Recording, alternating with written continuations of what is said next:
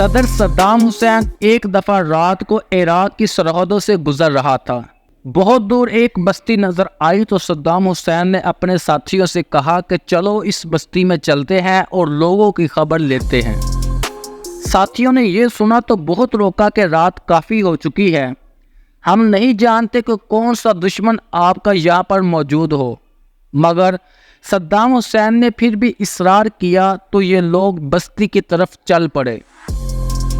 یہاں پہنچے تو ایک گھر کے اندر دستک دی۔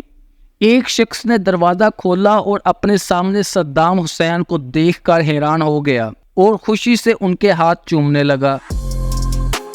خوشی کے مارے اس کی آنکھوں میں آنسو بھی آ گئے۔ یوں ایک گھر سے محلہ اور محلے سے بات پورے علاقے تک پہنچ گئی۔ پورا علاقہ یہاں پر جمع ہو گیا۔ یہ لوگ صدام حسین سے ہاتھ ملاتے اور خوشی سے جھوم جاتے ہیں۔ صدام حسین نے پوچھا کہ آپ لوگوں کو یہاں پر کوئی تکلیف تو نہیں؟ لوگوں نے کہا کہ نہیں، ہم بہت خوش ہیں، ہمیں کسی قسم کی کوئی تکلیف نہیں۔ صدام حسین نے کہا کہ بس میرے لیے دعاؤں کی درخواست ہے،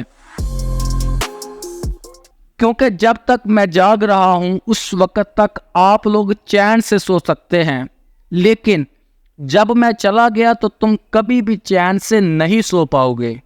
تاریخ گواہ ہے کہ صدام حسین کے جانے کے بعد اس کے یہ الفاظ بالکل سچ ثابت ہوئے، کیونکہ جب صدام حسین زندہ تھا تو عراق، شام، یمن، بلکہ یوں کہیے کہ پورا عرب سکون کی نیند سوتا تھا اور سکون سے جاگتا تھا، مگر اچانک اس کے دشمن نے اندر ہی اندر ایسی مہارت سے اس کے خلاف بغاوت کروائی کہ پورے عرب نے انہیں اکیلا چھوڑ دیا، جس کے بعد امریکہ نے عراق پر چڑھائی کر دی اور صدام حسین کو پھانسی دے دی گئی۔ اس پھانسی کے بعد عراق کے ساتھ ساتھ شام، فلسطین، افغانستان، لیبیا کوئی بھی محفوظ نہیں رہا۔ آج شام جل رہا ہے، سعودیہ کے اندر بغاوت ہے، یمن کے اندر جنگ ہے، فلسطین میں ظلم ہو رہا ہے، پوری دنیا میں جہاں پر بھی دیکھو مسلمانوں پر ظلم ہو رہا ہے۔ لیکن تاریخ گواہ ہے کہ جب تک صدام حسین زندہ تھا اس وقت عرب کے اندر کوئی دہشت گردی نہیں تھی، کیونکہ صدام حسین اسلامی ملکوں کا ہیرو اور مجاہد مانا جاتا تھا۔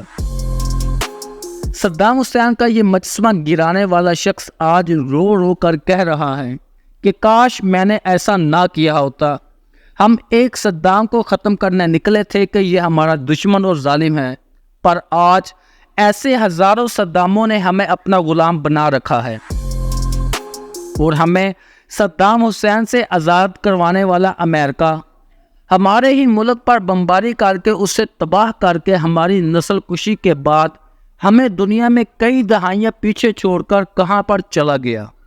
سلطان صلاح الدین ایوبی کے شہر تکریت عراق میں پیدا ہونے والا یہ بچہ، جس کا بچپن انتہائی مشکل اور محرومی کے اندر گزرا اور وہ ملک کے ایوان صدر تک کیسے پہنچا، اور اس کا 24 سالہ دور حکومت کو ختم کرنا آخرکار امریکہ اور اسرائیل کی ایسی کیا مجبوری بن گئی تھی۔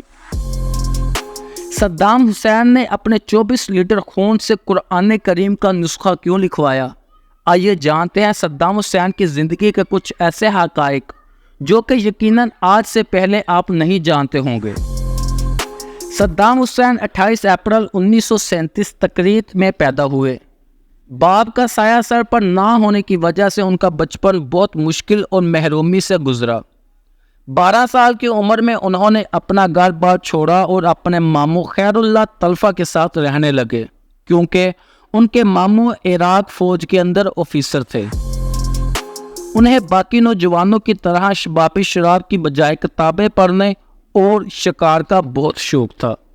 وہ اپنے پیسے جمع کر کے تاریخ کی کتابیں خرید کر اسے پڑھا کرتے تھے۔ 1958 کے اندر انہوں نے اپنی چچا زاد سے شادی کر لی، جس سے ان کی 3 بیٹیاں اور 2 بیٹے پیدا ہوئے۔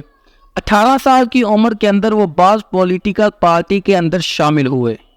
1958 کے اندر اس برطانوی حکومت کے خلاف آخرکار انقلاب آ گیا اور اس بادشاہت کا خاتمہ ہو گیا، جس کے بعد اس سے بھی ظالم حکمران عبدالکریم قاسم کی حکومت آ گئی، جو کہ بہت ہی منفی سوچ کا مالک تھا، یعنی لوگوں کی ہر ایک سوچ اور وسائل پر صرف اس کی پالیسی کا کنٹرول ہو، پھر چاہے لوگ اس کو پسند کریں یا نہ کریں۔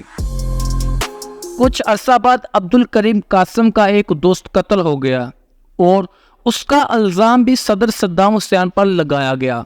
صدر صدام حسین کو ثبوت ناکافی ہونے کی وجہ سے چھوڑ دیا گیا۔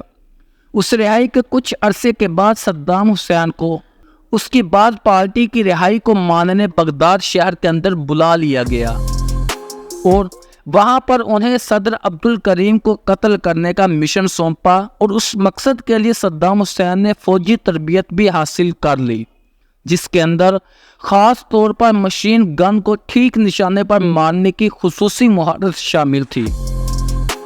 صدام حسین نے اپنے 5 ساتھیوں کے ساتھ جنرل قاسم پر حملہ کرنے کا پروگرام بنایا اور وہ کئی دن تک صدارتی محل کے ارد گرد گھومتے رہے۔ بالآخر 7 اکتوبر 1959 کو صدام حسین نے مشین گن کا رخ صدر قاسم کی کار کی طرف کیا اور فائر کھول دیا۔ 2 گولیاں صدر قاسم کو لگی مگر وہ بچ گیا۔ جواب میں باڈی گارڈ بھی فائر کھول چکے تھے۔ صدام حسین کا ایک ساتھی مارا گیا جبکہ ایک گولی صدام حسین کی ٹانگ پر لگی۔ اب ظاہر ہے کہ وہ گرفتاری کے خوف سے ہسپتال کے اندر تو نہیں جا سکتے تھے، لہذا پارٹی کے ایک ساتھی نے ریزر بلیڈ سے صدام حسین کے زخم کے گرد گوشت کو کاٹا اور کینچی سے گولی کو باہر نکال کر پٹی کر دی، جبکہ حکومت نے اس حملے کے بعد ملک کی تمام سرحدیں سیل کر دی اور جگہ جگہ پر چھاپے مارنے شروع کر دیے تھے۔ لیکن صدام حسین نے بیس بدلا اور کسی طرح سے بغداد سے نکلنے میں کامیاب ہو گئے۔ دریائے دجلہ کے کنارے چلتے چلتے صدام حسین اپنے شہر تقریر پہنچے اور راستے میں صدام حسین کا ٹکراؤ ایک پولیس آفیسر سے بھی ہوا، لیکن صدام حسین نے گھبرانے کی بجائے بڑے تحمل سے تمام سوالوں کے جواب دیے۔ پولیس آفیسر نے کہا کہ شناختی کارڈ دو، تو انہوں نے کہا ہم تو بدھو لوگ ہیں، ہمارے پاس بڑا شناختی کارڈ کہاں سے آئے؟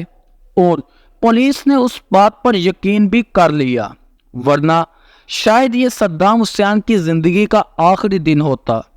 اب چلتے چلتے صدام حسین کو راستے کے اندر دریا کو پار کرنا تھا، لیکن یہ سردیوں کے دن تھے اور شام کا وقت تھا، کشتیاں چلنا بھی بند ہو گئی تھی، لہذا انہوں نے کپڑے اتار کر اپنے سر پر رکھ کر باندھ لیے اور خنجر اپنے دانتوں کے اندر دبا کر دریائے دجلہ میں چھلانگ لگا دی۔ اس دوران وہ کافی زخمی بھی ہوئے، لیکن پھر بھی تیر کر دریا کو پار کر لیا اور آخر کار اپنے گاؤں میں پہنچ گئے۔ صدام حسین نے اپنی ماں اور اپنے سوتیلے باپ کو تمام تفصیلات بتائیں اور یہ سن کر سب نے یہی بہتر سمجھا کہ اب صدام حسین کو عراق کے اندر رہنا ٹھیک نہیں، بلکہ ان کو شام بھیج دیا جائے۔ دراصل شام کے اندر ہی بعض پولیٹیکل پارٹی کا آفس تھا اور وہاں سے صدام حسین کو بلاوا بھی آ چکا تھا، لہذا دمشق میں بعض پارٹی کے سربراہ میکائیل افلک نے صدام حسین کو ویلکم کہا اور یہاں سے انہیں اپنی تعلیم مکمل کرنے کے لیے مصر بھیج دیا، جہاں صدام حسین نے لاء کی ڈگری مکمل کی اور اسی دوران ان کی ملاقات امریکی CIA سے بھی ہوئی۔ قاہرہ کے امریکی سفارت خانے کے اندر کئی بار ان کا آنا جانا لگا رہا۔ 25 فروری کو انہیں عراق کے اندر موت کی سزا سنا دی گئی۔ صدام حسین نے 1963 کے اندر جنرل عبد الرحمن عارف سے مل کر عبدالکریم قاسم کا تختہ الٹ کر اسے قتل کر دیا، جس کے بعد صدام حسین عراق واپس آ گئے۔